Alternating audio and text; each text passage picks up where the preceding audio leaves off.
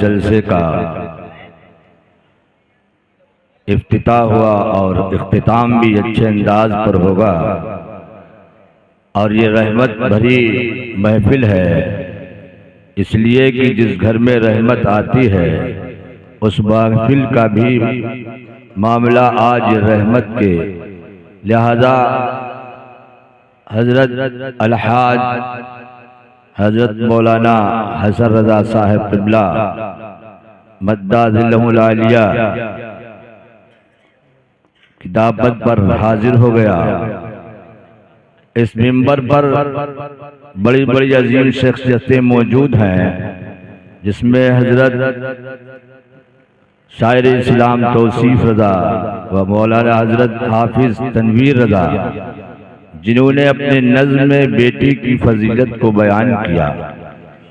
अब मैं चंद मिनट नस्र में बयान करके अपनी बात को पाए तकमील तक पहुंचाकर अपनी बात को ख़त्म करूंगा। और आप तमामी हजरात बड़े खुश नसीब हैं, आली जनाब मुख्तियार भाई, जिन्होंने लोग लड़के होते हैं तब खुशियां मनाते हैं, मगर वो बेटी की आमद पर खुशी मनाते हैं। ये सबसे बेहतर बात है। नहमदुहु व नुसल्ली अला रसूलिहिल करीम, अम्मा बाद, फ़अऊज़ु बिल्लाहि मिनश शैतानिर रजीम, बिस्मिल्लाहिर रहमानिर रहीम। क़ाल अल्लाहु तआला फ़िल क़ुरानिल मजीद वल फ़ुरक़ानिल हमीद, वमा अरसलनाका इल्ला रहमतल लिल आलमीन, सदक़ल्लाहुल अज़ीम। आइए हम और आप सब मिलकर सबसे पहले अपने आका व मौला हुजूर तादारे मदीना, सुरूरे क़ल्ब व सीना, हज़रत आमना के लाल जनाबे अहमदे मुज्तबा हज़रत मोहम्मद मुस्तफ़ा सल्लल्लाहु अलैहि वसल्लम की बारगाह जनाब में मिलकर दुरूद पाक पढ़िए। अल्लाहुम्मा सल्लि अला सय्यदिना व मौलाना मुहम्मद व बारिक व सल्लिम सलातुन व सलामुन अलैका या रसूलल्लाह। मोहम्मद की मोहब्बत दीन हक की शर्त अव्वल है। मोहम्मद की मोहब्बत दीन हक की शर्त अव्वल है। अगर है इसमें कुछ खामी तो सब कुछ नामुकम्मल है। और की मोहम्मद से वफा तूने तो हम तेरे हैं, की मोहम्मद से वफा तूने तो हम तेरे हैं। ये जहां चीज क्या सब लोहो कलम तेरे हैं। और इमाम अहले सुन्नत आला हजरत फाजिल बरेलवी अलैहि रहमत व रिज़वान इरशाद फरमाते हैं, सरकार आला हजरत मुजद्दिद दीन व मिल्लत इमाम अहमद रिजा खान, जो दीन के मुजद्दिद हैं, जो हमारी शनाख्त और हमारी पहचान है, आज जो इश्क़ रसूल का दम भरते हैं, ए आला हजरत ही का फैजान है। जिन्होंने सच्ची इश्क़ रसूल की दास्तान सुनाई, जिन्होंने नबी के इश्क में हर उम्मती के दिल में इजाफा फरमाया, वो रसूल आज़म के ऐसे आशिक थे जिनकी सदा थी, ये इश्क तेरे सदक़े, ये इश्क तेरे सदक़े, जलने से छुटे सस्ते, ये इश्क तेरे सदक़े, जलने से छुटे सस्ते। जो आग लगाई है या रसूल अल्लाह, जो इश्क की आग दिल में लगी है, वो अगर देख न पाए, दीदार न कर पाए, मगर फिर भी आपका एक बार नाम ले डालें तब भी वो इश्क की प्यास बुझ सकती है। मेरे दोस्तों, हम और आप इस जश्न में हाजिर आए। ये जश्न अकीका का भी है, अकीका सुन्नत भी है। आक़ाए करीम सल्लल्लाहु अलैहि वसल्लम, ये अकीका अगर 7वें दिन कर दिया जाए तो इसका सबसे ज्यादा सवाब है, और 21वें दिन भी करने की इजाजत है। और अगर जिंदगी में जब भी फुर्सत मिल जाए तब किया जाए तब भी अकीका हो जाएगा।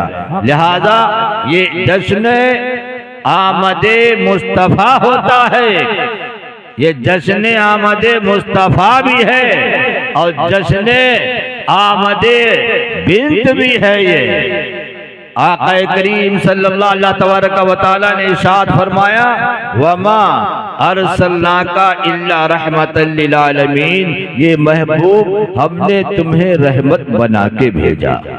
आप रहमत हैं, ऐसी रहमत है। किसी शायर ने कहा है, रहमत रसूल पाक की हर शे पे आम है, हर गुल हर शजर में मोहब्बत का नाम है। मेरे आका सल्लल्लाहु अलैहि वसल्लम ऐसी रहमत है कि वो किसी, उनका आलम ये है, वो रसूल ऐसी रहमत है कि वो कहीं भी तशरीफ लाते, मगर ये उनका करम है कि अल्लाह ने इस सरजमीन पर मेरे नबी को भेजा। वो रहमत है। वही इरशाद फरमाते हैं कि जिस घर में अल्लाह बेटी पैदा फरमा देता है उस घर में अल्लाह 70 रहमतें नाजिल फरमा देता है। सुभान अल्लाह, अल्लाहु अकबर, या रसूल, जिंदाबाद जिंदाबाद, अल्लाहु अकबर, या रसूलल्लाह। बेटा आता है तो नेमत है और बेटी आती है तो रहमत है। वाह वाह वाह। और नेमत से कहीं बढ़कर रहमत होती है, और वो भी 70 रहमतें लेकर आती है। अल्लाहु अकबर। पता ये चला अल्लाह ने जो बेटी किसी को अता फरमाई तो वो साथ साथ में अपने माँ बाप की बख्शिश का जरिया बनकर आ गई। मेरे आका तशरीफ नहीं लाए थे, सरकार दो आलम दुनिया में जब तशरीफ न लाए थे तो गुमराहियों का दौर था, बुराइयों का दौर था, नहूसत का दौर था, जुल्म का दौर था, तारीकी का दौर था। एक दूसरे पे जुल्म करना लोग फख्र जाना करते थे, मगर जब मेरे आका तशरीफ लाए, मेरे नबी दो आलम सल्लल्लाहु अलैहि वसल्लम ने जब दुनिया में तशरीफ लाए, हिदायत का पैगाम दिया, नूर का पैगाम दिया, नबी पाक सल्लल्लाहु अलैहि वसल्लम ने सारे जहान को तारीकी से निकाल कर रोशनी में खड़ा कर दिया, और हर उम्मती को, हर इंसान को हिदायत की रास्ता पर गामजन करने के बाद में मेरे नबी ने हर उम्मती को जन्नत का रास्ता दिखा दिया। जन्नत का रास्ता दिखा दिया। मगर हाल ये था जब सरकार तशरीफ लाए थे तो उस वक्त आलम ये था दुनिया का कि लोग बच्चियों को जिंदा दफन कर दिया करते थे। हाल ये था कि लोग बच्चियों से नफरत किया करते थे। हाल ये था कि लोग बच्चियों से दूरी अपना रहे थे। हाल ये था, मामला यहाँ पर था कि लड़कियों को गिरी निगाहों से देखा जाता था, लड़कियों को नहूसत के निगाहों से देखा जाता था।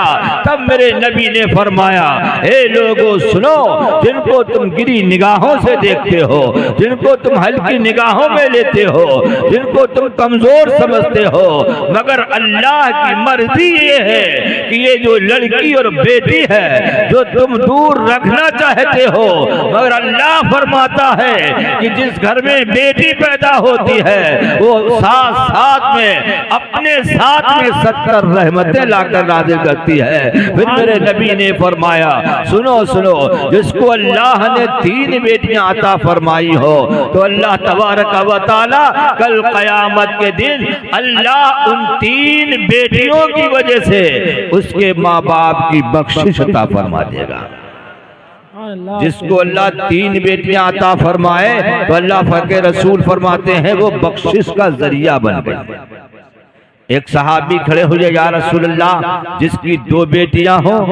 तो मेरे नबी ने फरमाया हाँ हाँ, जिसकी 2 बेटियां हैं वो भी उसकी बख्शिश के सहारा बन चुकी हैं। एक सहाबी और खड़े हुए, या रसूलल्लाह जिसकी 1 बेटी हो? तो मेरे नबी ने फरमाया जिसकी 1 बेटी होगी वो भी क़यामत के दिन उसकी बख्शिश का सामान बन जाएगी। एक सहाबी ऐसे खड़े हुए जिनकी कोई औलाद न थी। अर्ज किया, या रसूलल्लाह जिसकी कोई औलाद ना हो तो वो मैदान महशर में क्या करेगा? तो मेरे आका फरमाते हैं जिसकी क़यामत के दिन कोई औलाद दुनिया में ना होगी वो बेसहारा बे औलाद होगा।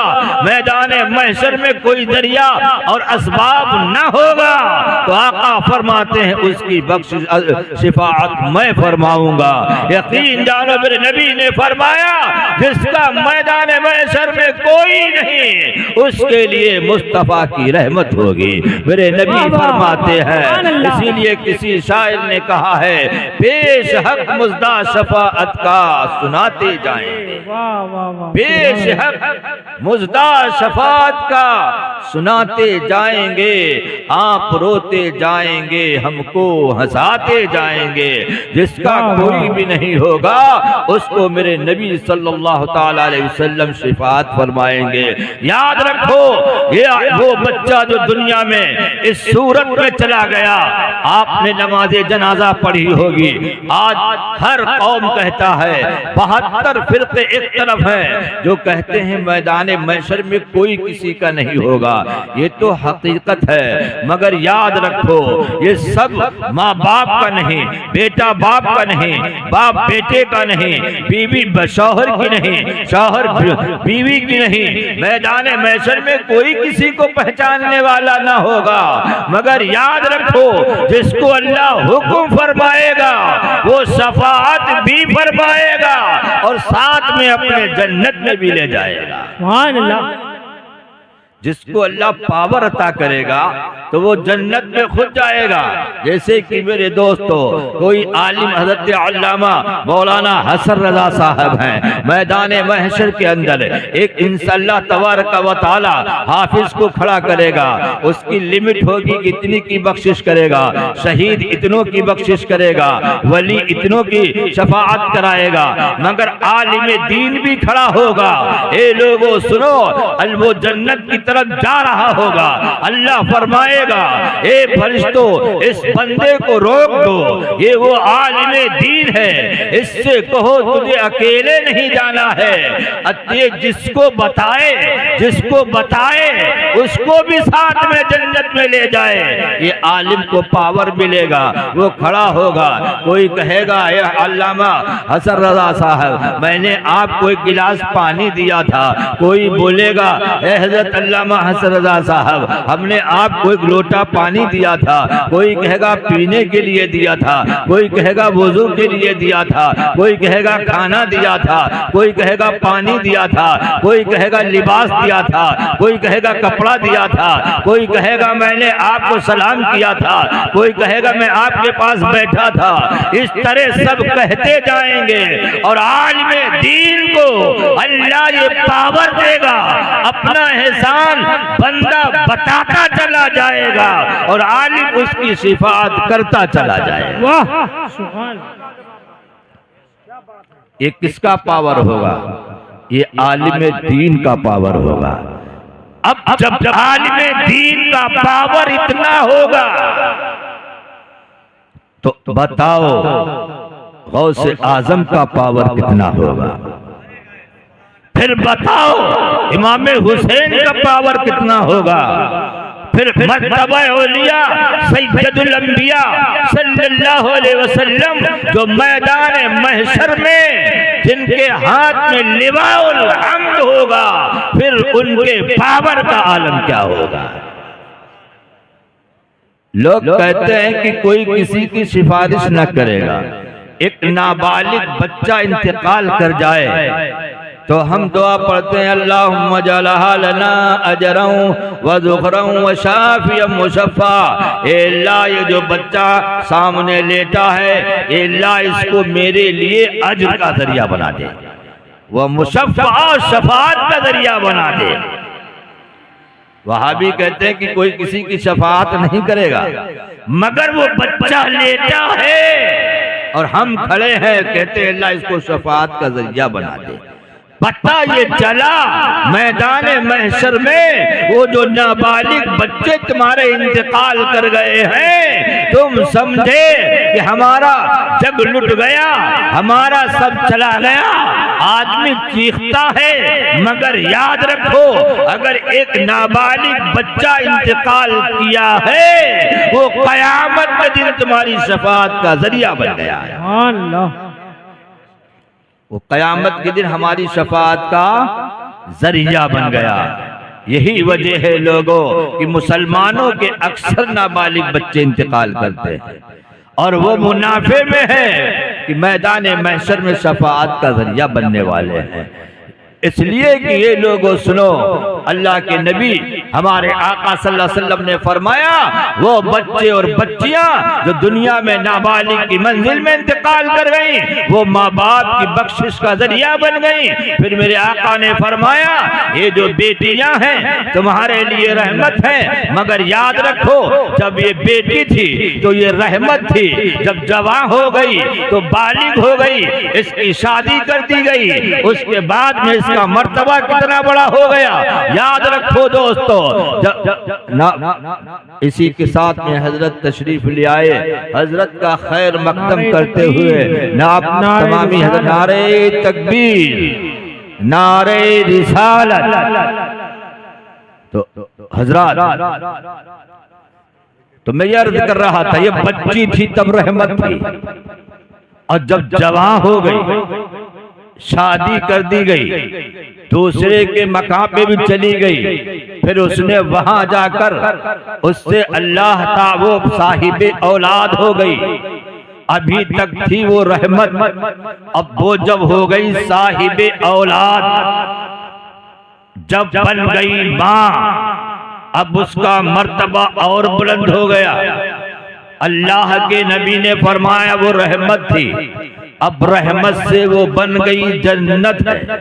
अब माँ बाप के लिए, बाप बच्चों के लिए, बेटों के लिए, बेटियों के लिए, जो भी उसकी औलाद है, आका फरमाते हैं अब अगर तुम्हें जन्नत तलाश करना है, जन्नत चाहते हो, तो अपने माँ के कदमों के तलवों को बोसा दे दो, अपने माँ को कदमों को चूम लो, अपने माँ की खिदमत कर लो, अपनी माँ की इज्जत कर लो, अपने माँ की एहतराम कर लो, अपने माँ के पैरोकार बन जाओ, अपने माँ के खिदमत गुजार बन जाओ, अपनी माँ के वफादार बन जाओ। अल्लाह चाहेगा इंशाअल्लाह माँ की खिदमत से तुम्हें अल्लाह जन्नत अता फरमा देगा। सुभान अल्लाह। अब तुम्हें जन्नत ढूंढना है तो मेरे दोस्तों माँ की खिदमत से तलाश करना पड़ेगी।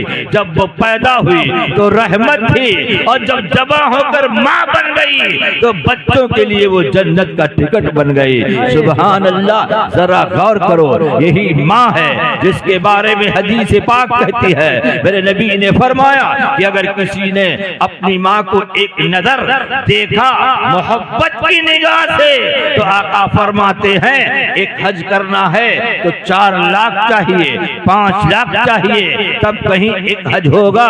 मगर ये बताओ हज करने वालों, अलहाज हाजी हसन रजा साहब यहाँ हाजी साहब बैठे हैं, इनसे पूछा जाए आपने इतना पैसा लगाया, हज किया, क्या आपका हज कबूल हुआ? ये कहेंगे उम्मीद है, यकीन है, अल्लाह ने कबूल किया होगा, मगर गारंटी नहीं ले सकते कि हाँ हो गया।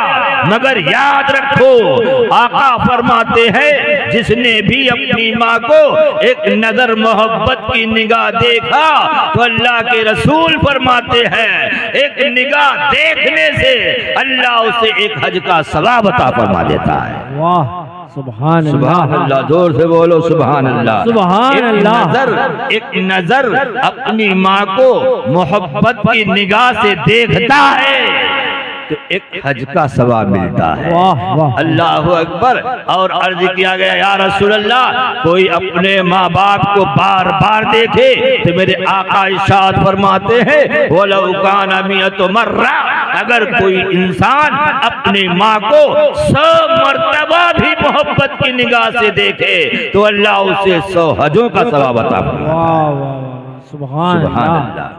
तुम्हारी माँ अंदर बैठी है, तुम बाहर आए और कहा अम्मी सलाम अलैकुम, और फिर बाहर आए, फिर एक निगाह देखा, फिर अंदर गए, फिर एक निगाह देखा, फिर अंदर बाहर आए, फिर एक निगाह देखा।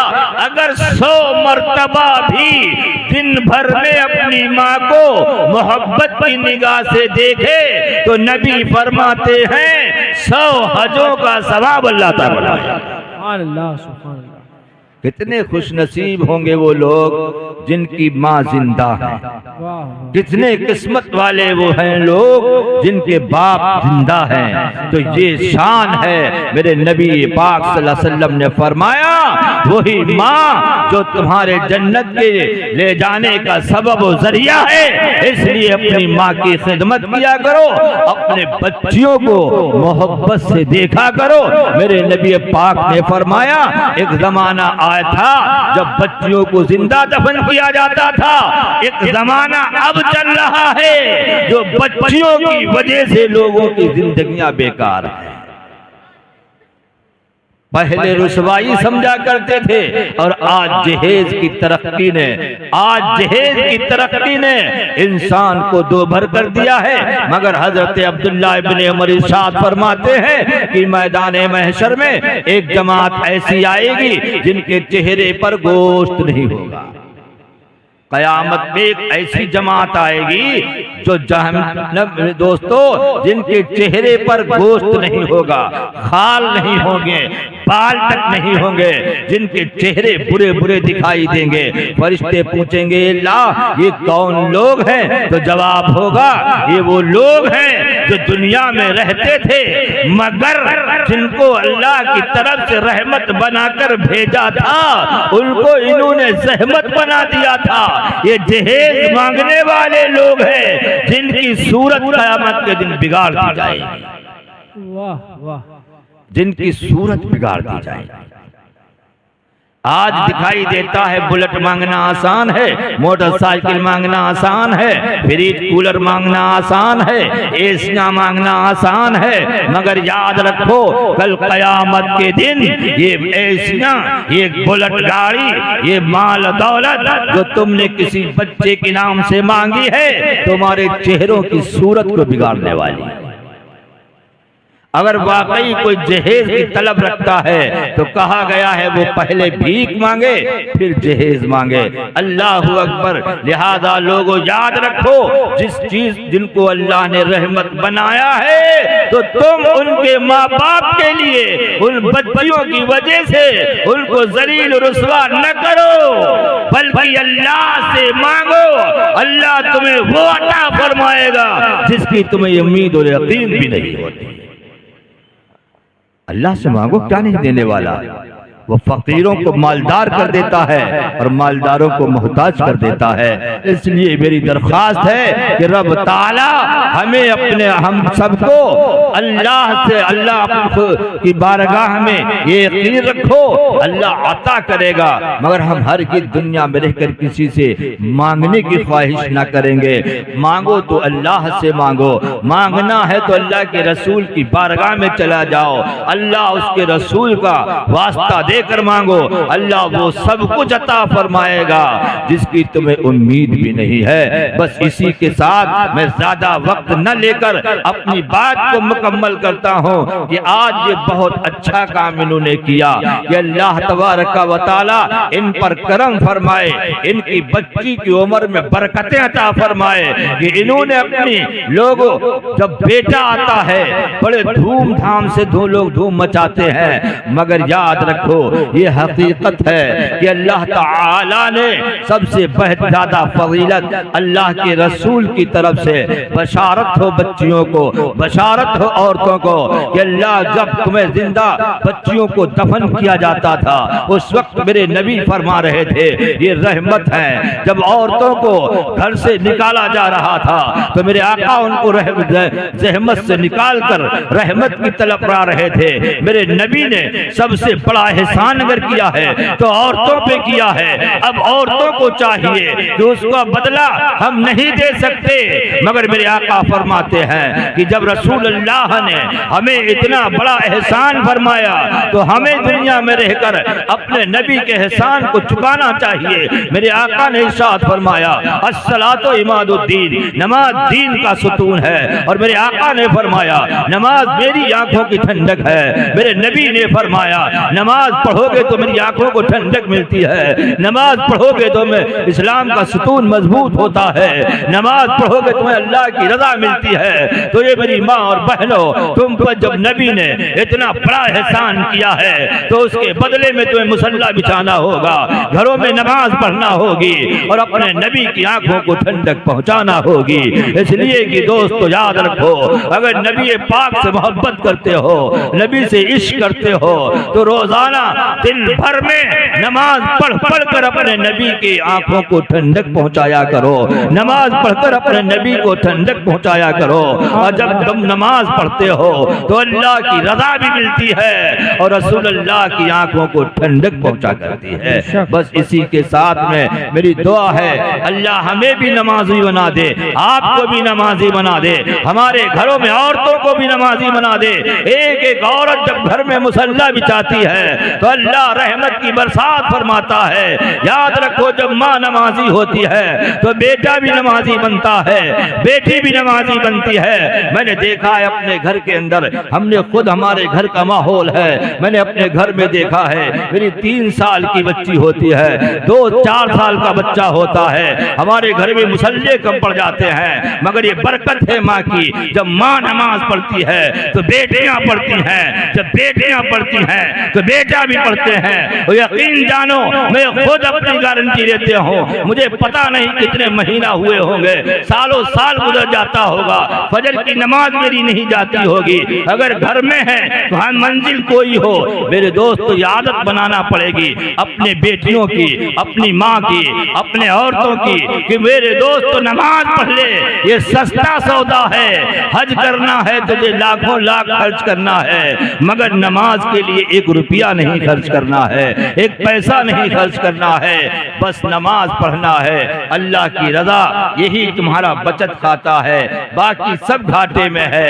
अगर बचत में है तो ये नमाज है, नमाज है, नमाज है। नमाज तुझे कब्र में भी काम आने वाली है और नमाज तेरे हश्र में भी काम आने वाली है, नमाज तुझे जन्नत तक भी ले जाने वाली है और ये नमाज तुझे अल्लाह से भी मिलाने वाली है। रब्बे ताला हमें और आप सब को नमाजों की पाबंदियां नसीब अता फरमाए। आमीन बिजाहे सय्यदुल मुरसलीन। अस्तगफिरुल्लाह रब्बी मिन कुल्लि ज़ंबि व अतूबु इलैह। अस्सलामु अलैकुम।